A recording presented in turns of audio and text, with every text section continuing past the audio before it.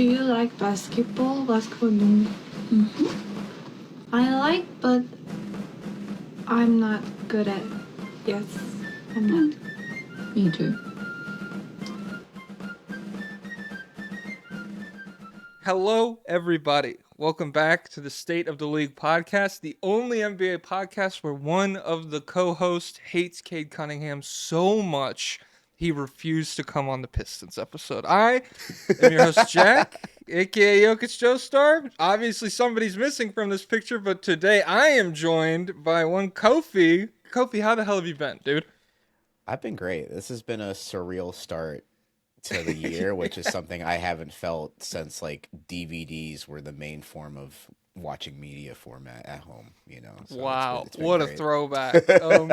I just got a Twitter video of, because with DVDs, what you don't get with streaming anymore is the main menu loading screens and shit, right? Oh, like yes, when it would dude. just be chilling and it would be like the default thing. And the Harry Potter and the Prisoner of Azkaban, I think it is. The loading screen for that is like an immersive, like you are driving a bus through downtown London at like 90 miles an hour. And so like Yeah. people are like, I remember just like having this on at like 10 years old and then waking up and just being like, what the hell is happening right now? Yeah, you finish the movie and it goes back to the menu, and that's how you fell asleep. Like that was the beauty of it. You know, I remember that having that for like Shrek and like other Yes. like Spy Kids, like Spy Kids 3D had a great immersive DVD menu, and I was like, I never talked about this with anybody, but I feel like we all knew. This is No, yeah. yeah. That's what I'm saying. Shrek killed me because it was just straight up like, you know, yeah, 12-year-old you falling asleep to like Eddie Murphy riffs for like 45 minutes that just loop back around, and it's like, Yeah. oh. Yeah, man. Shout out to DVDs. I just went to the fucking zoo. That's what I literally like walked in and started recording this. I was happy that you needed a minute to set up too, because I was Oh, like, dude, how was it? How's it oh been? my god, I love the zoo here. It's so sick. It just, well, I mean, the government shutdown and shit. Literally everything was closed here that like functions on the Smithsonian's budget, and so the zoo was closed too. And so they finally opened it back up, and yeah, I don't know. I went and saw the pandas. Shout out to good relations with China. They took the pandas away for like 6 months last year. That was crazy. And other than that, yeah, I just had a good time. Caught a vibe. Nice, calm little autumn day. Yeah, it was always good being like living in DC, being able to just have that stuff at your disposal. Even though like I didn't go to the Smithsonian stuff, but knowing it was always there was like a Mm-hmm. kind of fun thing to do. Like, hey, we could go to the Smithsonian whenever we want. Yeah, You know, yeah. like I the love. I I don't use know if it you're a like big museum guy, but yeah. I'm actually a fucking total nerd for museums. I love museums, and so I use them a lot. I'm actually like, I feel like a sociopath when I go to museums, especially like because there'll be like groups of kids that are like at the museum to learn, and it's like obviously this is an environment where like kids are supposed to be brought. And then when a group of kid comes in like around me, I'm like, get these fucking nerds, get them out of here, dude. they're, I'm they're trying not to even fucking paying have attention. a They're not even yeah, paying dude. attention, man. Yeah, they don't care. And even in like the actual kid pilled museums, like the Natural History Museum or whatever, I'm like, dude, they do not care about lions the way that I care about lions. Get these kids the fuck out of here, man. And so yeah, but it's nice that everything's open again. How I don't know how's your season been so far? How's your off season and everything? Off season was great. You know, just shifted to the YouTube strategy a little bit on the main channel. I knew it was a lot of like main NBA stuff, but I decided to kind of focus into like just talking about 2000 sports TV for a little Mm-hmm. bit in the off season, which has been fun. You know, I've been busy doing just a bunch of things here and there, just like trying to like just make these videos for the main channel, and then started the second channel, which is probably going to be more NBA focused. So it's Nice. good. It's good to have that. Good to have that strategy like set down and all of that. So that's been fun. Yeah. You know what you're cranking out on each wavelength for sure. Yeah, I don't know how you do it. I don't know how anyone with two things does anything ever. I tried to like commit myself to writing more this season, Mm, and yeah. There's one thing on my Substack right now. And It's so yeah. tough. It's Oh tough when you. man. It's why I don't. It's why I don't have a podcast. I It's why I don't bet, have a dude. podcast because I think for me, a podcast like the main thing is like being consistent. So like sometimes I feel like I'll just pull up on a random Wednesday and I'll be like, I don't actually have much to talk about right now or something like Mhm. that. It's same thing with like streaming, but I feel like with YouTube, I feel like I can just like sit back and like take my like time and pace about things. When I want to talk about something, I'll talk about something. When Yes. I don't. But yeah, Yeah. that's the main blocker for me having a like not having a podcast that's like weekly or even daily. The daily podcasts that people Dude. do, I don't know. Y'all got it, bro. Y'all Like got so, it, yeah, man. yeah. Like last Monday, there's some nights obviously where it's like 4 game winners, 3 overtime games. Like everything was crazy.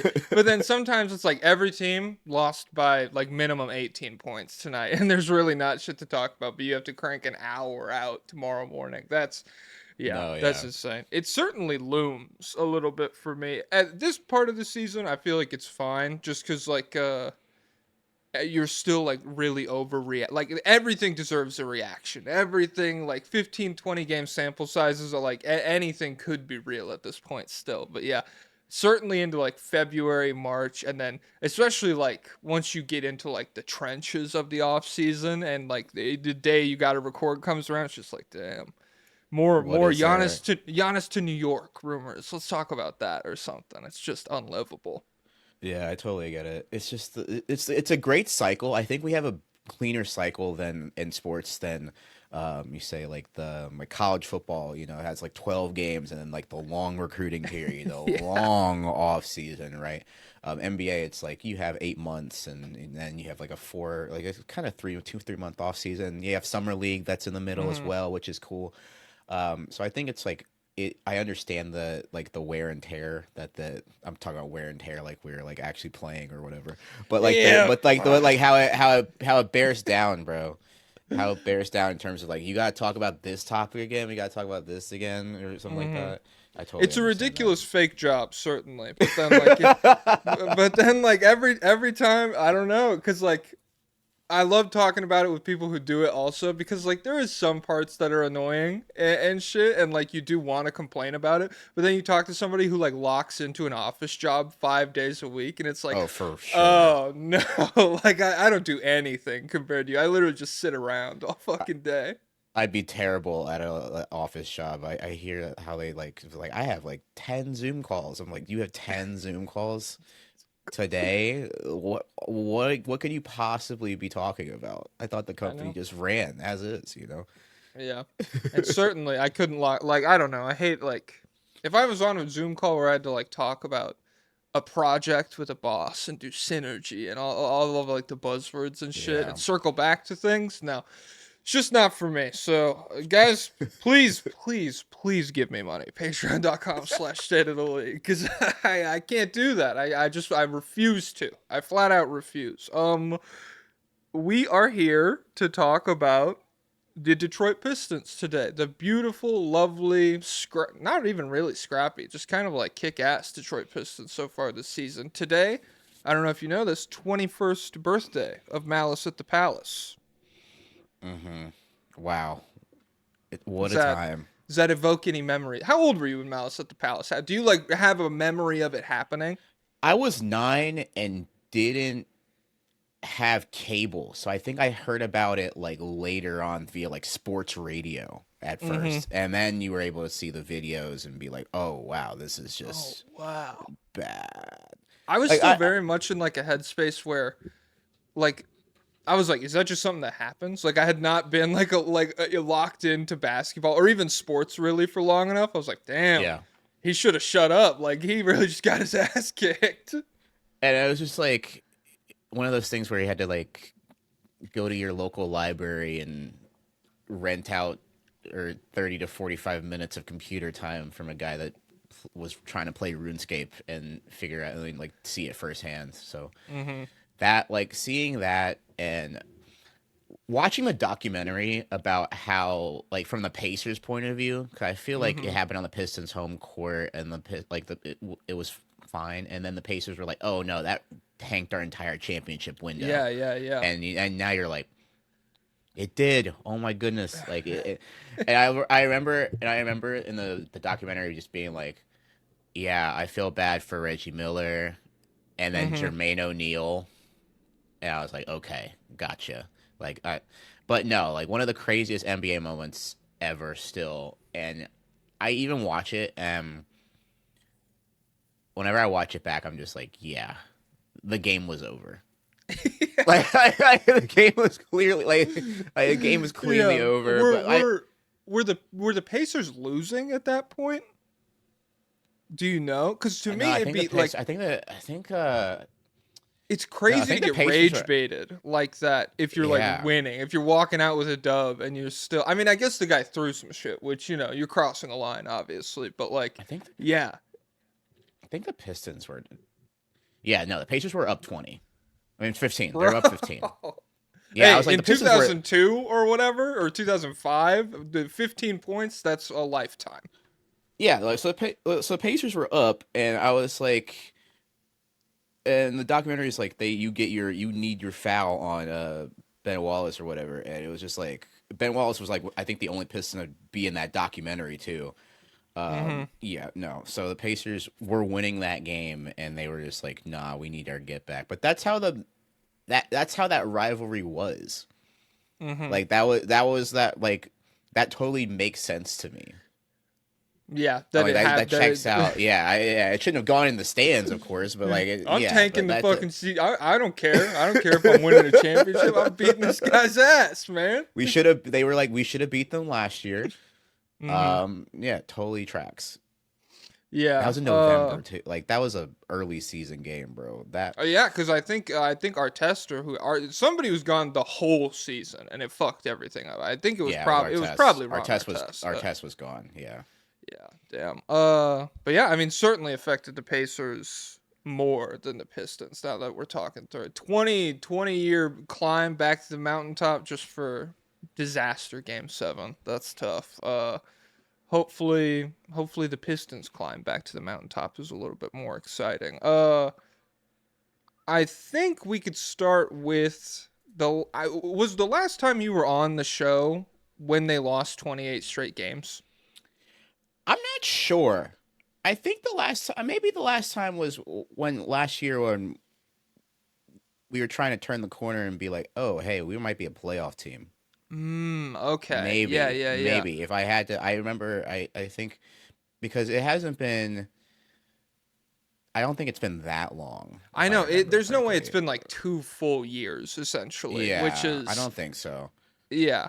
But we certainly had you on when that happened. We had you on to talk about what is tied for the longest losing streak in NBA history, 28 straight L's by the Pistons, which honestly this year's Wizards team, I'm keeping an eye on that. Oh my Like god, dude! I saw like losing by 23 to the Nets. I tuned in. I love bad basketball. Um, yeah. I just don't. Maybe it's because I've been in the NBA trenches for so long, but seeing like whenever a team like is just like bad at basketball now, I'm like Yeah.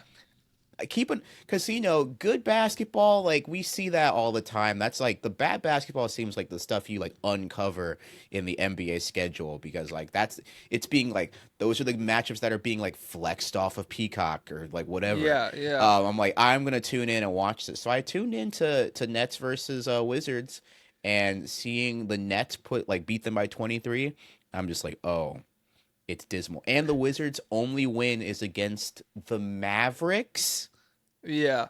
who are also in their own little shadow realm right now. And I That's swear the bad. next time the Mavericks came to town, they stomped them again. Like it was just like a pure yeah, I mean, it's truly an awful team. Like when that Nets game wrapped up, I looked ahead, the Pacers come to town in like 2 or 3 weeks. I might go to that game cuz I do want to be in the building just to see what it's like cuz yeah, seeing Have you been to a game yet this year? yeah, we went to oh fuck, I can't remember who they played. it seemed like a pretty winnable game. But I think we went to like one of the first 2 or 3 games, maybe literally the first game of the year. Uh, I know they gave away. We got rally towels. Was it There was a Charlotte? giveaway for that. Yeah. Because Lamelo had a huge game. He nuked them for like 35, 13, and 13. And so that was like, oh damn, Hornets are lapping us like this. Shit could get a little bit scary here. I know that those Capital One ticket deals. How are they looking so far? They're dirt cheap, man. I mean, like, well, what pissed me off actually, because my girlfriend bought them. She like surprised me with them because she was like, "You want to go?" And I was like, "Sure." Yeah. And opening night, it was still like $50 each for like very like high up mid tier seats, and I was Wow. like, "Damn, dude." You guys have a lot of nerve to be charging. Like, you should be giving these away. Like, this is, there's no way that many people are like desperate to get into the building right now. But yeah, that I'm keeping an eye on them. But so I back thought to they the would beat Pistons. us. When? Oh yeah. Oh I my thought they would beat us. god. Dude, we were missing like I was like, bro, I was like, this is the most like I don't care about the streak. I was like, this would be the most embarrassing loss of the Yeah, season. because Kyle Kuzma would be right then at that point. It'd be like at this point, don't be that team. And then Yeah, you know, and this was before we had like we still had Cade and Dern, which should still be enough. I know there was no Asar, no Stewart, no Tobias Harris, no mhm. Ivy, no Sasser, but even still, that should be enough I mean, hey, to take there's care of literally no whatever. excuse against this. No, Like, yeah, like if the Nets can do that, there is no reason your team should lose to the Wizards. That yeah. was the first. I don't know if it was like real Danis Jenkins explosion game, but I know he hit the corner three to send it to overtime in that game. Yeah, no, that was the first time where I mean, we've been talking like I feel like a lot of Pistons fans have been talking about him in like G League because we've been seeing the G League like graphics of him like absolutely torching.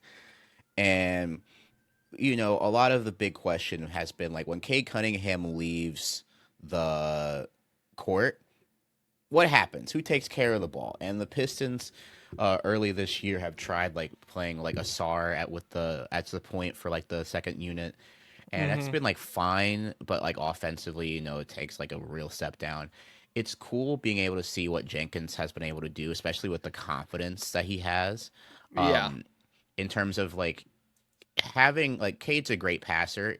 Jenkins is a good to like he's a good passer and he has like I think he has the same like level of vision in Mm-hmm. terms of which seeing that with the second unit, I'm just like, oh, or seeing, and then he started yesterday, which I Yeah. was like, Yeah. oh, we Yeah. could start. I'm like, this is actually encouraging, because like seeing him be able to start and Cade and the Pistons offense is so much better when there's at least someone else that can dribble the basketball.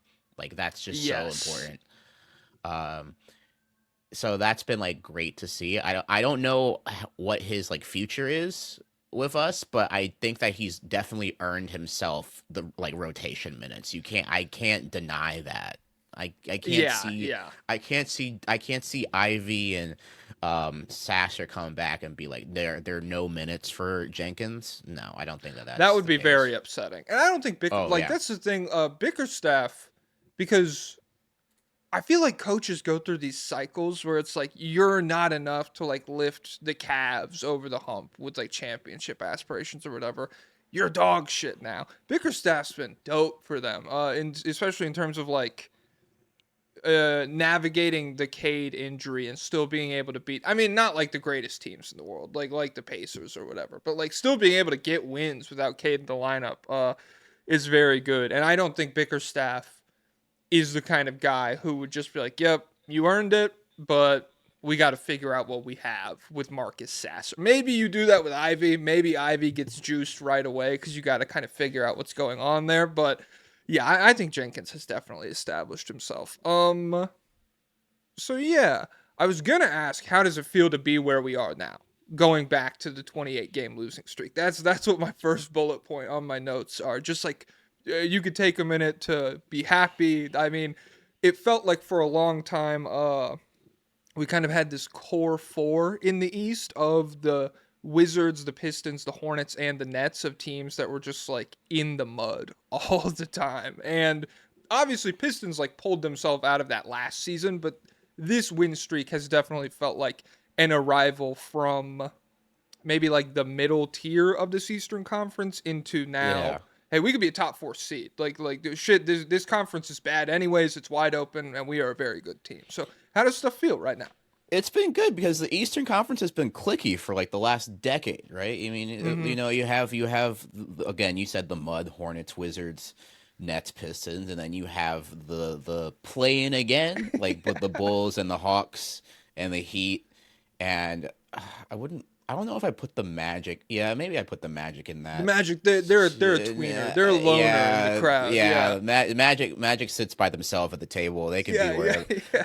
Now the Magic kind of are like the kid everybody is like they hang out with, but like they're cool whatever. Mm-hmm. Um, Popular loner type shit. For yeah, real. yeah, for sure. And then of course you've had like Bucks, Cavs, Knicks more at the top. Oh, Raptors playing. Sorry, Raptors Yeah, playing as Raptors. well. Okay, I knew there was 4 that we were like locked Four. into the play-in every year. It was the same teams. Yeah. Shout Um, out to the Raptors, man. but it's been wild seeing where we were 2 seasons ago and seeing us leave the cellar dwellers. That's actually kind of because I think an NBA team is so hard. It's so hard to turn like a culture around, especially that quickly. Even if it's like the thing is that you can get a talented NBA player, right, and that's still not enough, right? Yeah. It's still like the Hornets got LaMelo Ball, and that's like still not gonna be enough. Just one person, right? Even the Pistons like just got Cade. It wasn't enough, right? Cade is an exceptional player. You have to fill a competent roster around him. Like it's one of those things where if your front office is not able to be like do it be like have a full ability and skill to like get not just drafting players but getting free agents, making good trades, having good asset management. Mm-hmm. You have to have all of those bases, all those check boxes checked. And seeing that the Pistons for 4 years with Troy Weaver like couldn't do that. I mean, he could draft like all of these players right now we're watching are like Troy Weaver picks, right? Like he Mm-hmm. could, and he did have some slip ups, but no GM is batting 1,000. But the thing with Troy Weaver is that he's had such an obsession with overpaying for like players that just wouldn't fit, and he would be like, oh, another center goes to Detroit, and so all of that was able to like kind of hinder the younger players that we wanted to get more experience, more development, whatnot. So in comes Trajan Langdon, who walks in and is like, "Look, I'm gonna be honest here. The assets that I've been left with have been depleted in such a way where this might take a while, right?" And he Mm-hmm. was honest with that, and the Pistons were, and we as fans were like, "Yeah, no, that totally tracks." We witnessed Marvin Bagley get traded away with a second round pick when you traded like when you traded like picks for Marvin, like it was weird. Yeah, we're going net negative on the Marvin Bagley deal. Yeah, like We're losing money on that. yeah, so it was weird. But seeing last year, you sign veterans that want to be here, so Yeah. important. The Schroeder deal, I think mid-season was a very crucial time and a very important thing, especially with Ivy going down. Yes. And I think that Trajan Langdon did a great job of filling out last year's roster. And then this year, Trajan Langdon did a great job of pivoting away because we were whatever this Malik Beasley subplot is. I mean, Trajan Langdon was not gonna. truly. That's not gonna GMs aren't expecting that, but Trajan Langdon did what he could with getting Levert and Duncan Robinson, who's I think has been It's a great off fantastic. season. That's what I'm Yeah. saying. In terms of like not quite like an act of God, like or something, but right under that in terms of gambling investigation by the FBI to pivot out of that and still lose what I mean really was one of the best shooters in the NBA last season, Yeah. and still come out on the other end. I would say net positive. Like Levert and Duncan Robinson, two like genuinely good guys who they don't like patch everything over, which we can get to, but they definitely fill some needs on the offensive end. Yeah, it was just by like it was just felt like magic that there was just a shooter available still. Mm-hmm. At the time that we got this news, I was like, oh no. It was Like really late in the off season, wasn't it? I think that it was there was I don't know what period of the time, but I knew that they were it was like we got the news and everyone was like, this isn't gonna be fixed in 2 weeks. Right? Yeah. He was about to get offered the contract, and then as soon as like investigation, maybe question mark. I was like, oh, okay, this is not gonna be like a How long do those sign him and usually figure this take? out. Yeah. Yeah, no. So Trajan Langdon's done an exceptional job. I think Bickerstaff has done an exceptional job. I mean, he has some lineups here and there that he just like let teams back into games, but that like it is okay. But that's like, but the fact that he seems like willing to experiment and try new things and not just like start players because they on paper they deserve to or whatnot. Has Well, we been drafted really Killian Hayes third. He's fucking starting, dude. Okay, so that's that, man. Quit asking. we're gonna start him for 31 games, bro. No, but it's been really great in terms of the fact that this is what we thought the Pistons could be. Yeah, Like, yeah, and I think that, which is crazy because I know that we haven't had the toughest schedule and 13-2, but I think regardless of the record right now, I think that we're showing and exhibiting some great like tendencies of a good basketball team for like yeah, not just this year, but like a couple like we have like a hopefully a stretch of like years where we're like looking atop the Eastern Conference. yeah. I would say it definitely seems like when you're a fan of a team like this or you root for a team like this, you kind of like subjectively see the idealized version. You see the vision even when it's like not great. Even like you see the vision of the shit beforehand of the players that you eventually move on from or whatever. But like you see what it can be. And especially when you have a player as talented as Cade, I feel like it has to be such a relieving feeling to kind of see the rest of the team coalesce around him and like just know, okay, we didn't fuck this up. Like we are at least removed from the area of like this team and his career where if we continued being bad, we might like lose this great player that we've gotten or whatever. You see that a lot in the NBA. You see it a lot because the Hornets aren't necessarily doing that with LaMelo for a variety of reasons, and they're still very much at the point in their rebuild where it's like, hey, well, the clock is kind of ticking on this. Like, is LaMelo going to be here in 2 or 3 years or whatever? And so it probably just has to be such a relieving feeling to be like, I wasn't crazy. This team is good, and now like we can give Cade the help he needs to like lift this up into a great team. Which it's also not all him. This is an incredible two-way team. All that shit. I don't mean to like just glaze Cade here, but yeah, such a relieving feeling to have like security a little bit again as a fan, back not necessarily like against the wall of maybe being in the lottery. Yeah, and it just takes one good stretch. Mm-hmm. It takes this like it takes even like a half season of a player being like just a team that's entirely healthy. It's like, oh, they're playing well, good basketball. Like that's it. Because we had Yeah. Cade for like 2, 3 half season. He had that injury one season in like 10 games in or whatnot, and Pistons season, the streak, people were like, hey man, I don't know if Cade's the guy. Crazy. We were in the like, and the thing is that not only when you're a bad basketball team, it's not only just within the fan base. It's like the people like from other fan bases looking in, being like, "Oh, I saw you guys today. The Wizards' This Twitter, is how you're living." Yeah, when they lost to the Nets, it was a nightmare zone. It was yeah, like because people that's like the only shit they've locked in for, and people were yelling at me because of that. Because I posted the score, and they're like, "You're a fucking you don't get the hell out of here, dude." And it's like, hey, I want him to be good, but you have to admit this is an insane thing that just happened. And so yeah. yeah, it's yeah, And it's crazy and it's wild because like the outsiders like can pay attention as little as they want and still be correct, Yes. It's right? So not where something it's they like, need to yeah, check in on constantly. no, it's like, oh, team is bad. Oh, you're starting CJ and Chris Middleton past their prime instead of like even like it. Like, what are we? Hey, And CJ is 42 on he your cooked head. us for Not 42, bro. not too He much cooked us on for 42.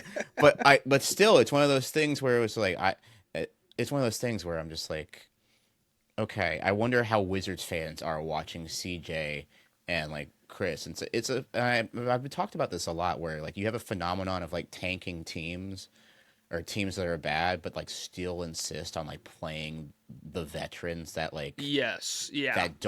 that have like they're just there, right? They're just there, and it's just Well, like, it's guys, especially. I mean, the team's terrible, but like, yeah, I don't know why I'm not like seeing Trey Johnson force fed minutes at this point. Like, right. maybe That's it's to what, yeah, like bolster trade value or whatever, but it is just like an insane thing to have to navigate, both as a fan and I assume as a coach. Also, it's just like this was yeah. like an impossible decision at that point. Because you're still coaching for your job, right? So that's why I Yeah. totally understood why like Alec Burks and Bogdanovich were playing like heavy minutes for us when we were bad. I totally Mm-hmm. understand that, but it's still frustrating to see because we're all like, hey, these are this team is bad. Why is Evan Fournier getting like prime minute? Like, we just signed him. What is he doing here? Was he You the know why? guy who like was really mean after he left about you guys? Like he was like shitting on Detroit or whatever. Yeah, he's like, I would rather play overseas than in Detroit. I was like, dude, you're my least favorite basketball player ever.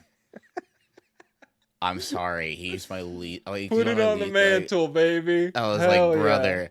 And then we got the Malachi Flynn 51-point game. I was like, come on, dude. Like, what are like this isn't helping. Like, this isn't Yeah. making me feel bad. Like we, yeah, it's crazy. But that's one Yeah. of the things where I'm just like, it's fascinating. I wonder how Wizard fans are just being like, okay, we're watching CJ McCollum and Chris Middleton when we should just be playing the young guys more minutes. Maybe, I don't know. Yeah. I don't know what that like looks like, but it might it gotta be frustrating knowing the Piston side of that back then. But yeah, Well, there's a young guy who's playing really well right now for Detroit that I want to talk to you about. He just turned fresh 22-year-old. One Jalen Duren. We've talked a lot about Cade so far, but I would say, the yin to his yang, a man who has like done a great deal in terms of like amplifying Cade and become an incredible player just in his own right, literally running a pick and roll with anybody,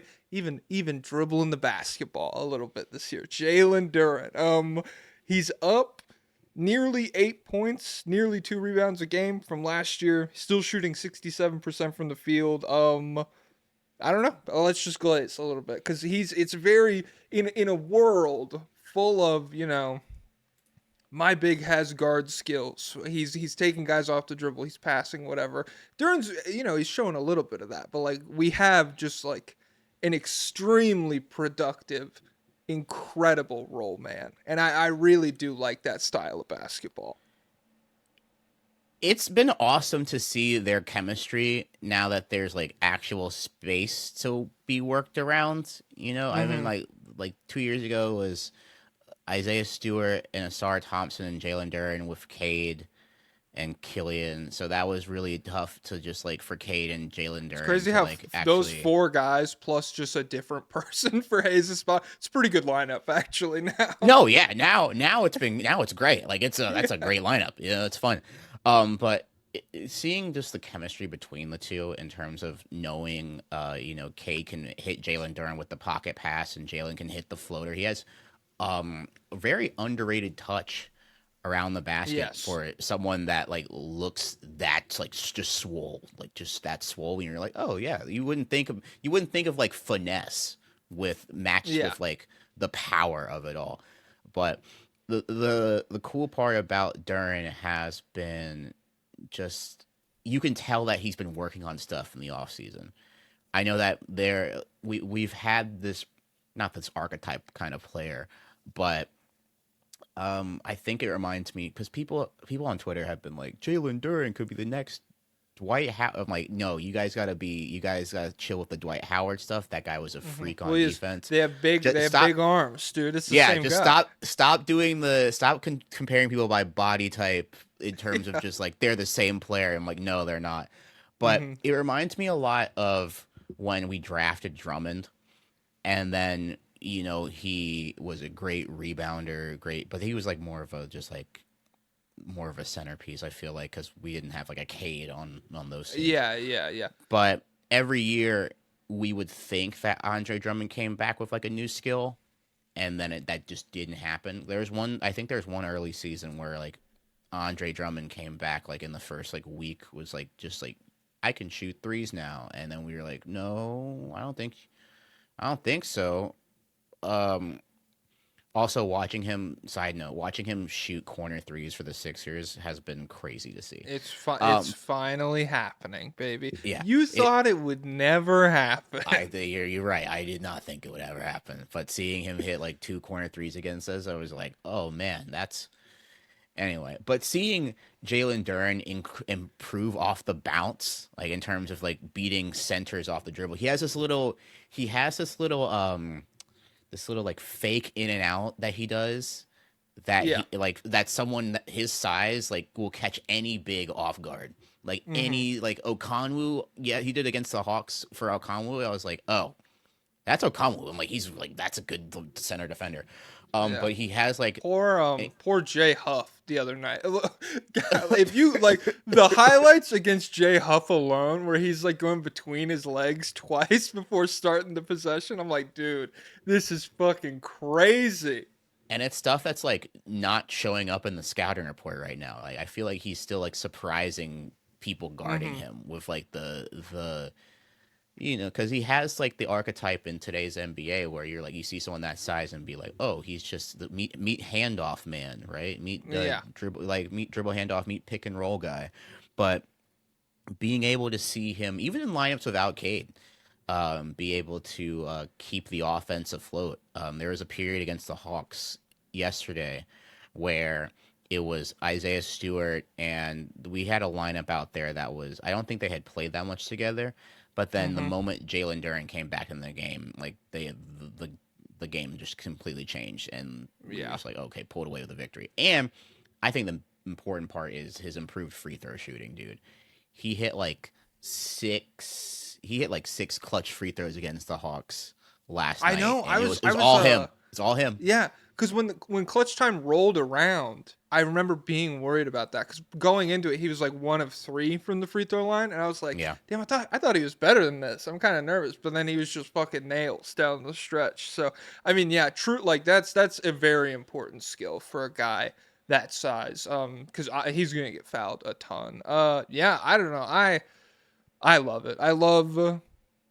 I love seeing a guy realize the potential he has with his physical tools for sure, where it's just like, yeah, like he could have the guy he was last year, I think is a guy that like sticks in the NBA for 12 years and is like just like a very reliable big man. Serviceable.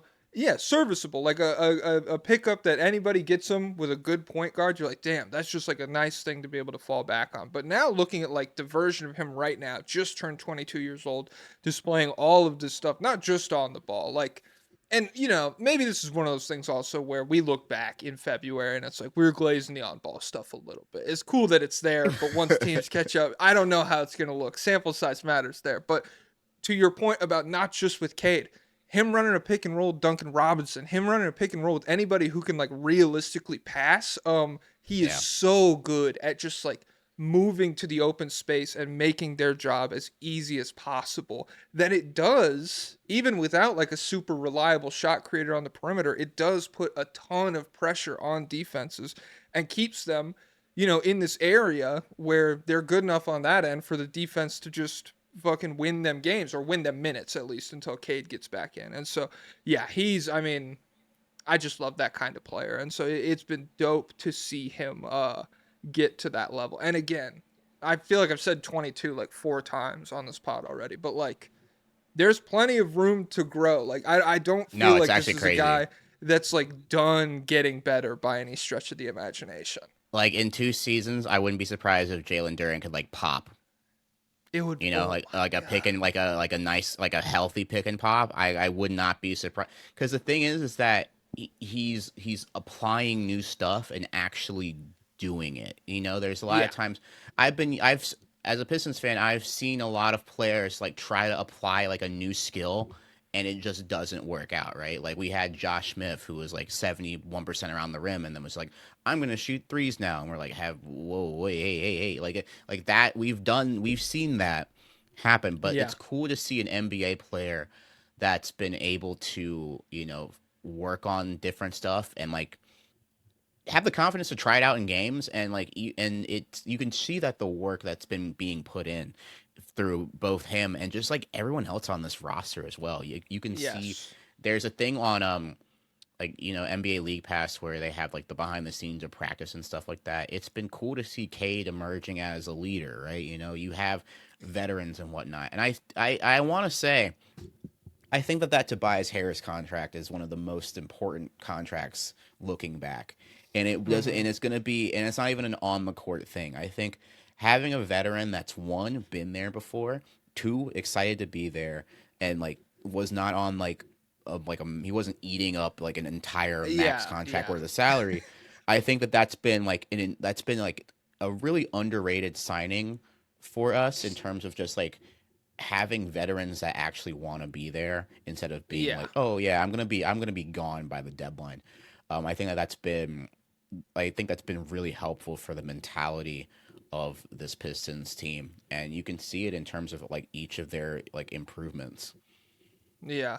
I mean that's like he's the anti Fournier, really. He's like Yeah, no, he seriously. comes there, he's not getting, because I remember the end of Fournier's contract was like exorbitant for the kind of basketball that he was playing. Because we should say Tobias Harris is also like dependable as fuck as like an offensive player right now. He's not gonna explode for a ton of points or anything, but like you can't just rely on him to be out there and not have anything absolutely insane happen, which is important when you have, you know, other guys on the roster who are a bit more volatile on that end of the floor. So yeah, it's dope, and it also feels like it's great that it worked out because like when it happened, I do remember I didn't have like strong feelings about it, but I remember just being like, kind of seems like just a Pistons move where like we look back in 4 years and it didn't matter at all or whatever, and so it's Yeah. nice that it's aged well. And it's nice, yeah, like you said, wanting to be there matters a lot when when you're rounding that corner from, you know, 20 wins, 18 wins or whatever into trying to be a competitive team. It matters to get a guy in who can establish habits and culture of blah blah blah the way that Tobias Harris does. So, yeah, that's been sick. What was I gonna say? I feel like I was gonna glaze Cade more if it's even possible. I don't even know because like we've talked about like the way the team has grown around Cade, but just like talking about, I don't feel like we've talked about him enough in terms of how he's played basketball this season. So this was before the Hawks game, his last 7 games. I didn't write down what his averages were now because I was at the fucking zoo, people. Before the Hawks game, 32 points, 11 assists, 2 steals, 56% true shooting with just 2.6 turnovers over the last 7 games. Again, before they played Atlanta last night. Um, Obviously, they've won 10 straight. I think he's the first guard since Oscar Robertson to have at least 25 points and 10 assists in 5 straight wins, which is very impressive. I mean, it's like we talk about establishing culture. We talk about Langdon making good decisions. We talk about all this shit. The most important thing in the NBA is having the best player in a game most of the time. And so Cade has been that through a lot of these games, especially as they've gotten closer down the clutch, Mr. Fourth Quarter. I'll give you the floor. I mean, just how does it feel to have Cade on your team? What do you like about him? It's been crazy because he's not even like shooting that well He's in terms of like 28% from three yeah, on the season. like It's coming he's up, not baby. even It like will regress. the thing is that he would like he will get better at that. He has to. I can't like right you know. No, But yeah, I agree. I agree because we have like before this season, 150 games of him being on average a 35% 3-point shooter. If he was just that right now, 34, 35%, this is like like he is like a markedly better player from what is already a clear all NBA level. Yeah. And I think the cool thing with Cade is that he just seems more comfortable. He seems stronger this year. Mm-hmm. I think that's been a really important thing. I know that when he played in the Knicks series, they were able to just like throw like strong players at him in terms of OG. He was just they were just throwing a wall at him. That is such a tough draw. First playoff series, OG Anunoby as First a player, guard. congrats, dude. OG, and then I think he did fine in the match against Bridges, but having to deal with OG. It's terrible. Yeah, I mean, like no. OG's the only guy in the league who can guard like four. Like he can guard Giannis and Luka and Kate and like all of these different guys. No, it feels like. it's a tough. I think Cade did as well as he could in his first but I think that he came away from that series like with a clear mindset, being like, I gotta get stronger. I gotta not get, I have my spots. I gotta like actually not get like beat off of those spot like in terms of like pushed off and all whatnot.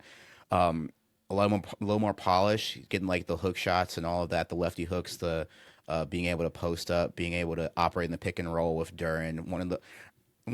I think one of the better lob passers in the league. I think he's like agreed. Top five, maybe top 3. I don't know. I think Jokic, Trey, Luka. I'm probably like missing Jokic, one. Trey, Luka. I would throw Harden is there. Harden, and then the fifth spot is like really open for whoever. I feel like at this point.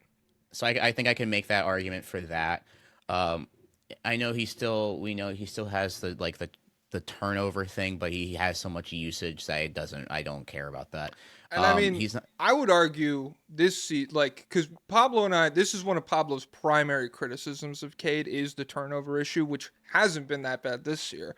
They haven't been silly turnovers. That's what I'll say.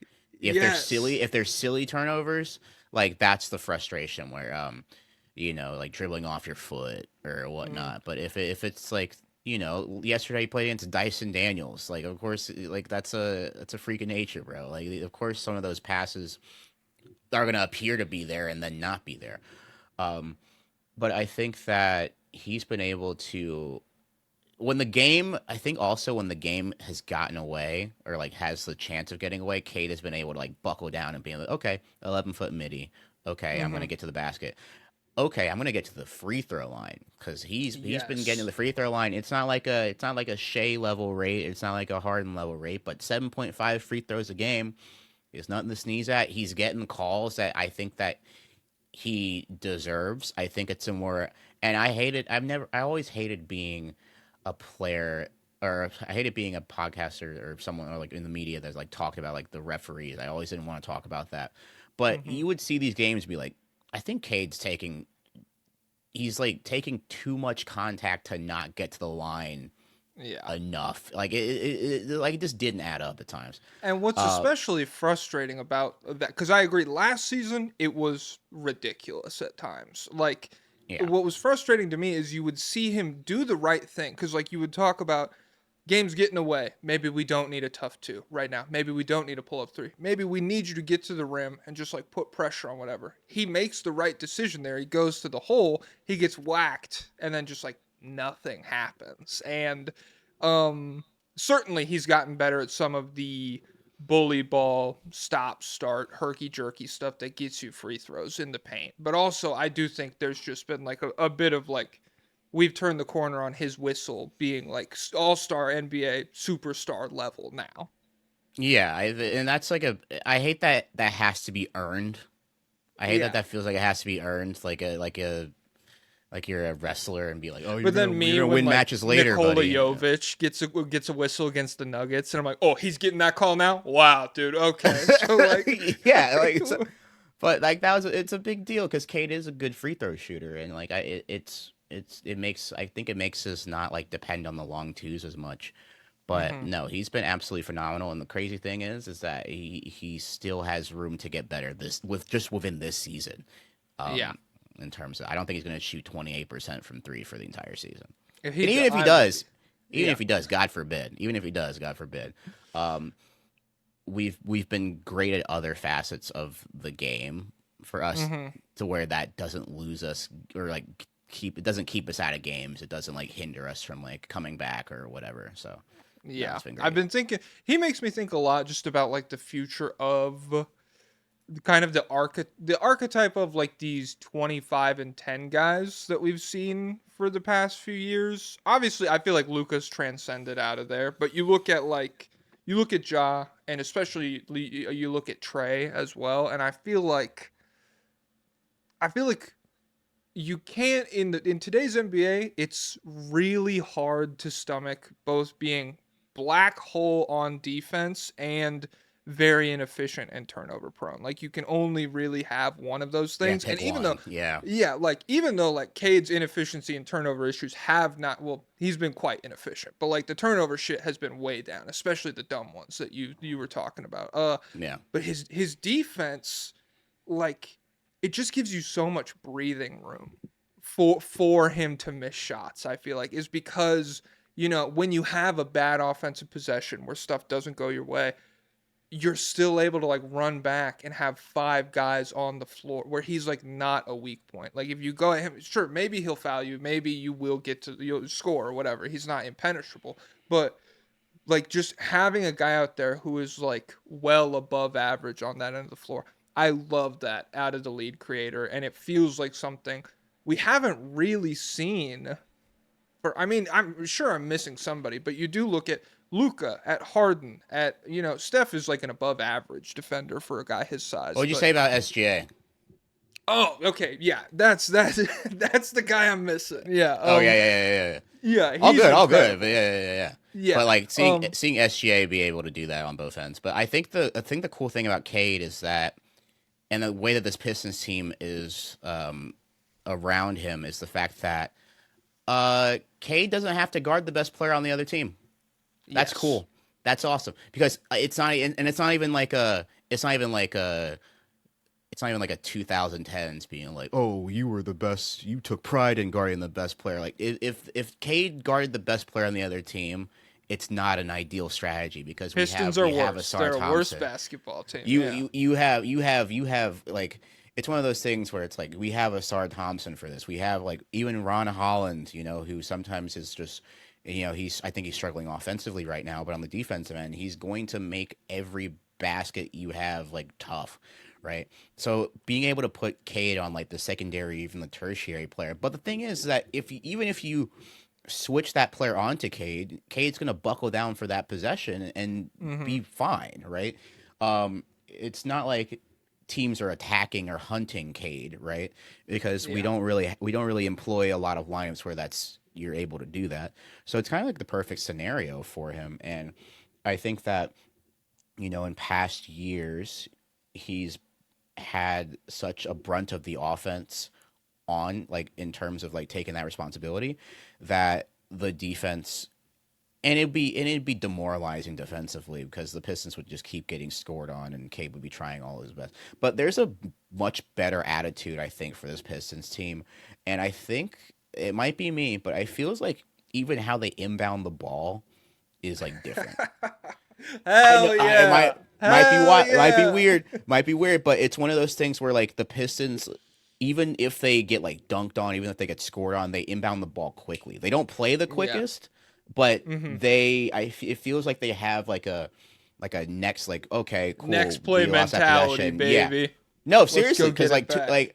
I remember when, like, during the streak, there'd be so many times where like a offense, like a 3-pointer, like Vucevic would hit a three, and then the ball would just like slowly bounce like a couple of times, and then like someone would just like lightly jog to inbound the ball to Cade or whatnot. I think that makes such a huge difference as well, because like the defensive mentality of being like, hey, we're gonna get got though, but this team is going to be in hell for 48 minutes. So Yeah. That's so funny because I do have the one I remember the most of like the kind of plays you're describing is when during the big losing streak they almost beat the Nets, and I don't remember who from the Nets hit the three, but it was like Cade was going, they were going like back and forth, and Cade was like making all of the big plays, and then it might have been Bojan Bogdanovic in Brooklyn at that point for like the brief moment he was there or whatever, just buried a three to like really put the Pistons away. And there was like a minute, minute and a half left, and I'm sure the Pistons called timeout when it happened, but just like the body language, everyone just standing around, like Cade and Killian Hayes and Alec Burks or whoever, just like watching the ball sit there. And so, yeah, it is nice. I don't know. Winning helps everything, obviously, or at least not losing that much. But yeah, the body language rocks, and it seems like I don't know, everybody's in a lot better place mentally compared to that season. Yeah, no, it goes a long way. I mean, it goes beyond the scoreboard, beyond the stat sheet. Like it's like just watching them, like they believe that they can win every game, which is a really different mentality. Even last year going in, I wasn't. There'd be some games on the schedule being like, I don't think we're gonna be like close in this, even though we're like a 6 seed or whatnot. Like mentality. Well, I was like, I don't think we're close for this one. I don't think we're close for this one.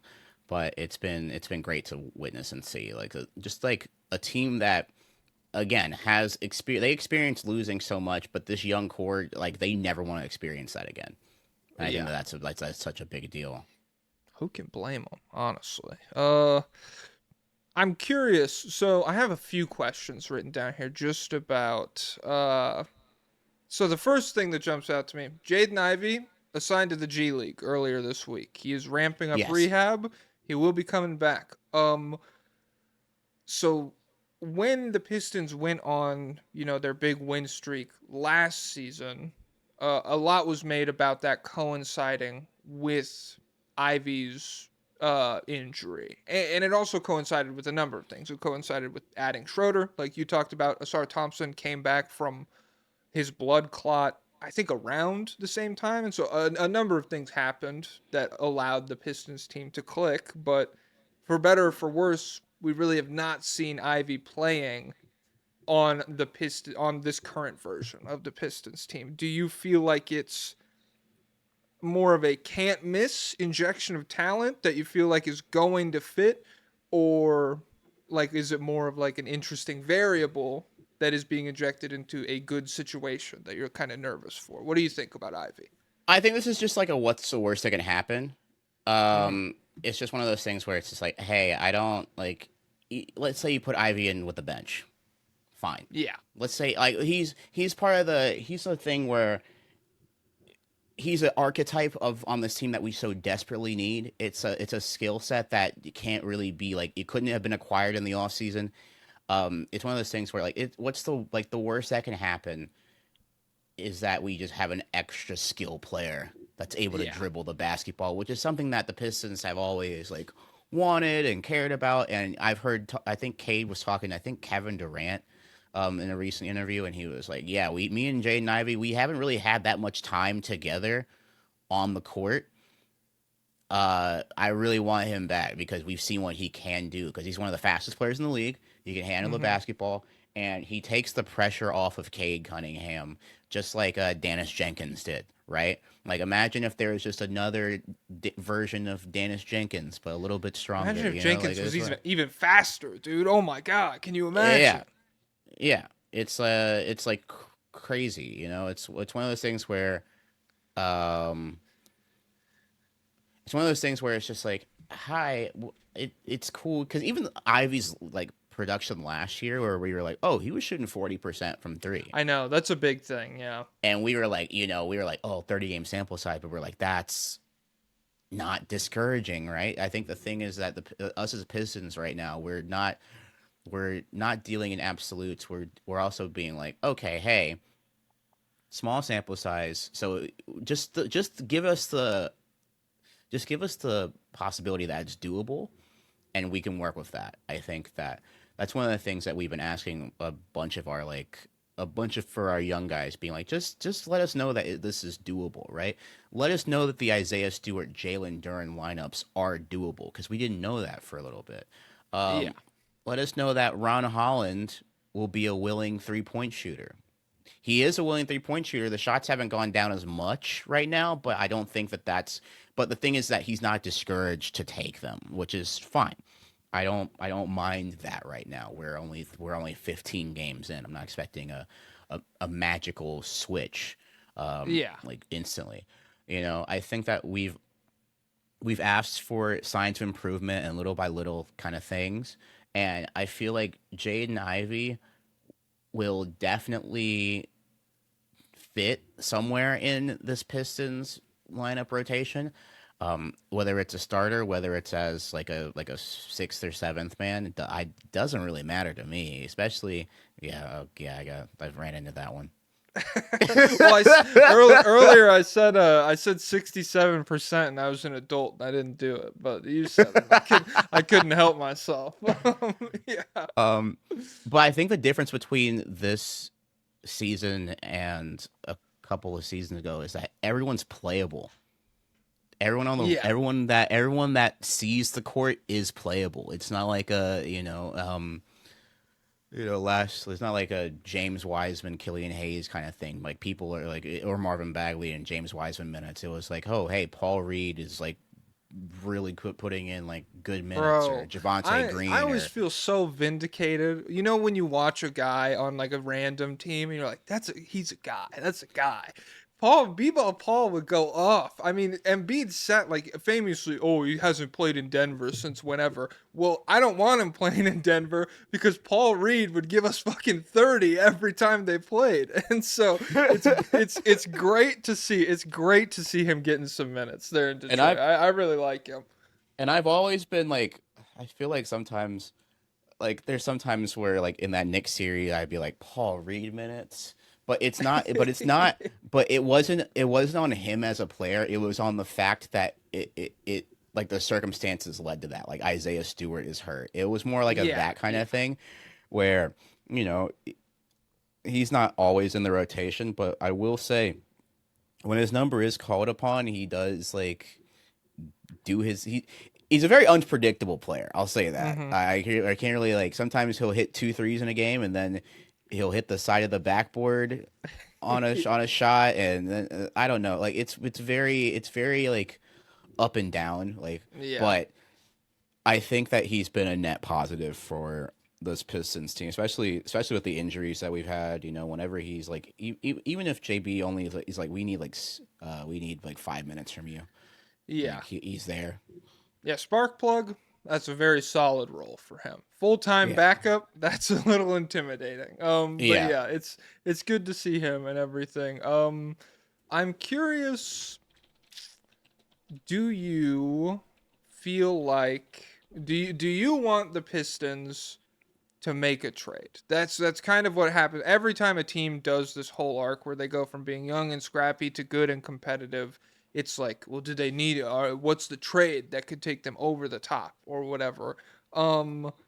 Because a lot of these would probably be packaged around Jaden Ivey. And so, like, I get that you're not obviously panicked about him fitting in with the team or whatever, but have you seen any packages thrown around that, I don't know, kind of piqued your interest?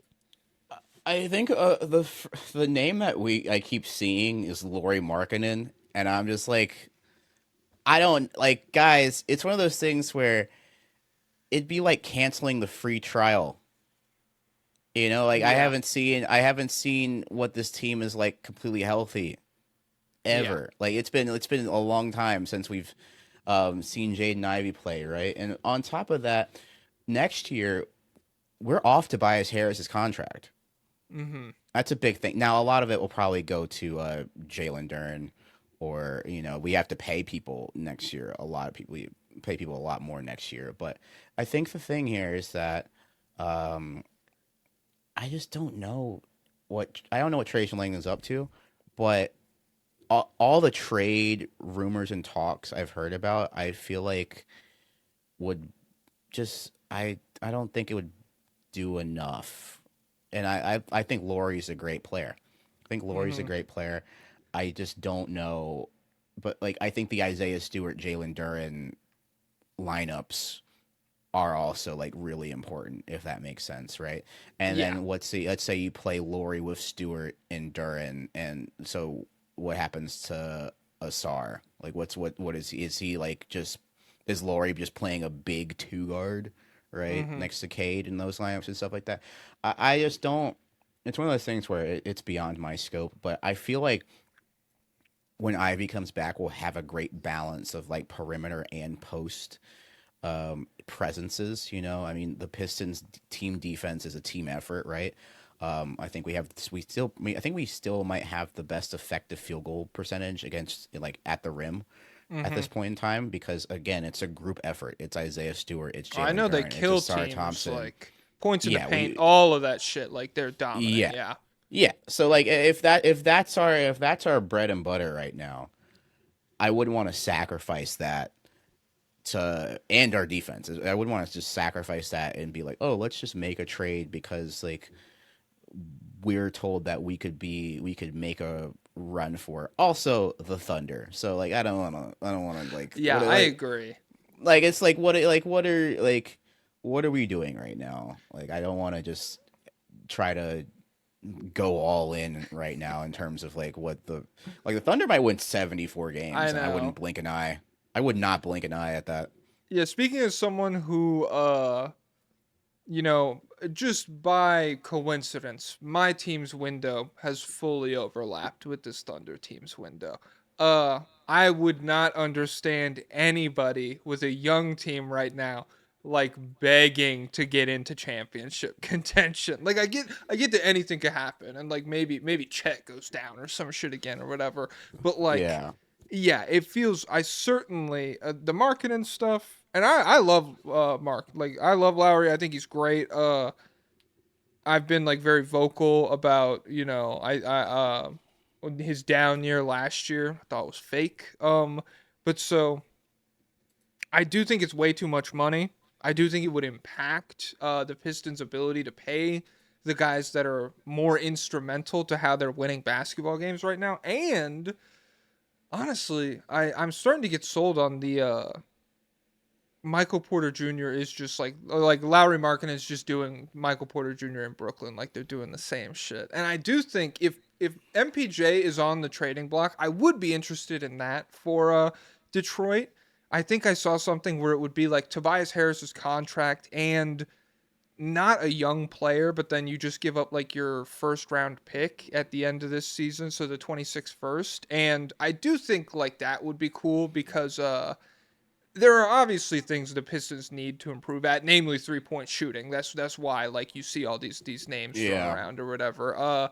And I think Porter is more livable on the defensive end than Markkanen has been. Like he doesn't necessarily like compromise that end of the floor for the Pistons the way that Lowry might. And I mean it's just like a nuclear 3-point shooting threat. And he's making way less money. Like I would much rather have, even if Markkanen is better than MPJ, I would rather have probably like 80% of Markkanen for like I think it's like 20 million less a year. And that's not to say the Pistons are gonna do either, but that's just my response because I've been seeing all the shit that you've been saying about like Pistons. They gotta go get Lowry, and We I gotta just swing big, guys, just because it would be more entertaining for my article. gotta swing big. Fucking 5-1 in the finals to the Thunder. I don't care if the Pistons have Lowry.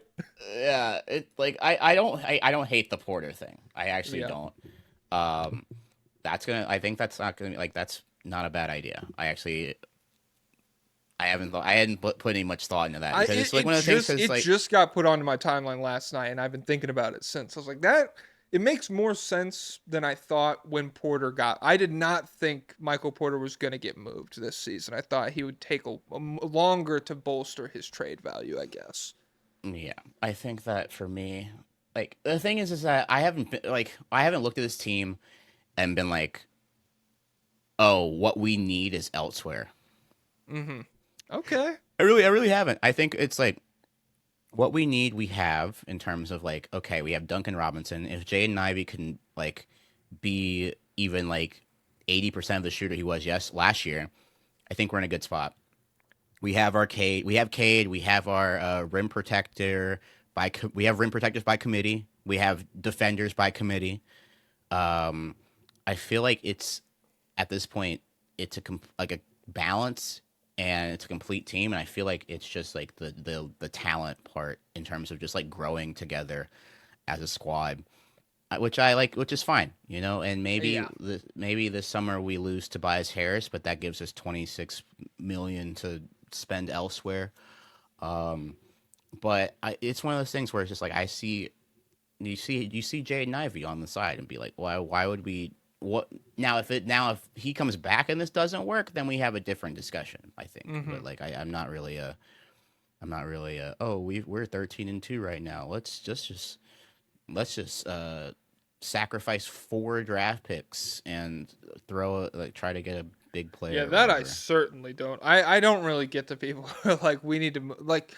I'm just so tentative about moving picks in today's NBA. It just seems like such a scary. Unless you have like a surefire way that you know you're going to be good for a long time. Like even the Magic, you look at, you know, we thought they were so sick last year with the Yeah. defense and everything, and now it's just like, okay. For By every trade like that you've seen, I've been like, oh, that's just a reason why not to do it yeah. right Yeah. now. Like, it's just whatever. So Mhm. I don't want to do that for us. No, I totally get it. I asked the Patreon for some lobbyist requests, but honestly, I feel like we've talked about most of the shit they're asking about. The Connecticut Comer, okay. Thanks, guys. Really professional there. Said last year Jalen Duren was dating Angel Reese, but they have since broke up, and now she's dating Wendell Carter Jr. In their most recent game against the Magic, Duren played really well against Wendell. So should the Pistons hypnotize Duren before every game and make him think that the other team's starting center stole his girlfriend? Also, in an expansion draft, what 8 players should the Pistons protect, and what players should Connecticut pick? Okay, so first of all, are you hypnotizing Duren? Do you think he played well against Wendell because he was mad about Angel Reese?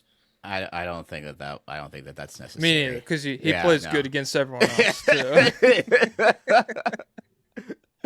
That'd be crazy if it was like a statistical outlier and be like, hey guys, I don't, this is not showing Hey, on the all we basketball need reference, to get him but we've been 14 more girlfriends, and then he'll play well against every other team. He'll play well against half the league if we get him 14 more X's. Do you Oh have? my I don't God. even know.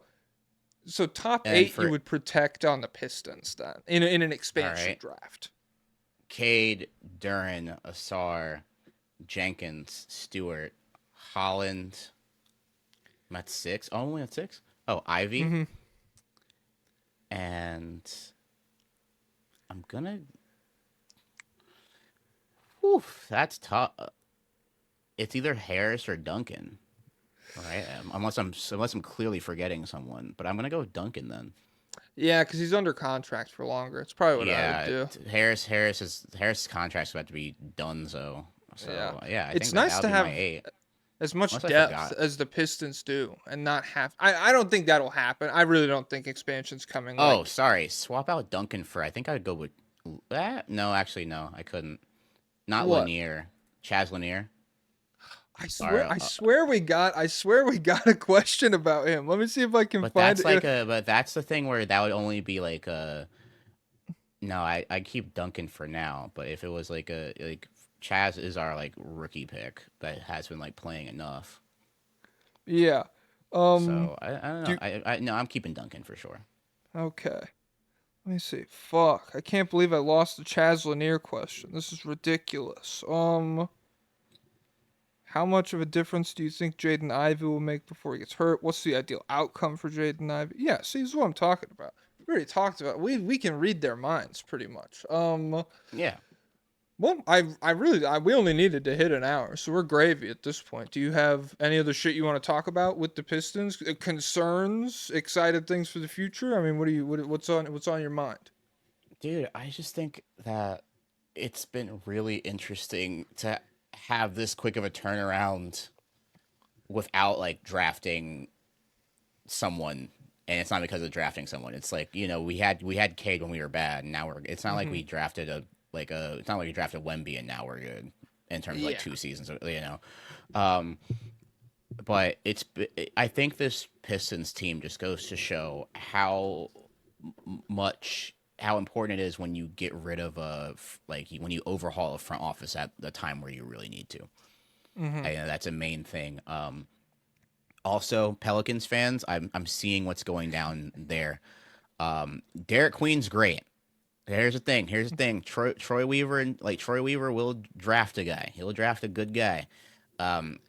Everything else gonna be rocky. I'm sorry. Gonna be rocky. Sorry, guys. Well, that's one of Yeah. the names I wrote down. Was a Trey Murphy. I don't even have a package for it. It's just because I genuinely feel like somebody could fleece the fuck out of the pellets for both Trey Murphy and Herb Jones as well. I feel like Dumar's just asleep at the wheel. If before the Jenkins emergence, I think that I saw your tweet about Keon Ellis, and I was like, I could see Keon Ellis in a Pistons jersey. Wouldn't that be sick? Like that. Yes, but it's not gonna be us. Cool. I know. It would be cool, but it's not gonna be us. It's gonna be like I don't even know at this point. But it's really gonna piss me off if the Lakers somehow do it. I will lose my mind. I can't. It can't be that. God. No. They already got Ayton playing well, bro. I don't think I can do both. I know. Yeah, but other than that, rest in peace, Pelicans fans. So truly, I'm sorry that's happening to you. Yeah. Do you have any stuff you want to plug before we wrap this call? Yeah, for sure. Feel free to follow my YouTube channel, Kofie, and then you can, for those of you guys that have the service Nebula, you can also find me there. Hey, I'll put everything in the description below. What up, Doe? Shout out to Tom, Korea Pistons fan on Twitter. Shout out to Tom. Shout out to Jack. Out there. Shout out to both of them. That was they started a podcast together, I think, or something. Holy shit! Something. Fuck it. I'll throw that in the description too. I don't even care, man. All right, everybody, take it easy. Dave Robinson, take it away. Basketball is an endurance race. Whoever's got something left to give in the fourth quarter wins.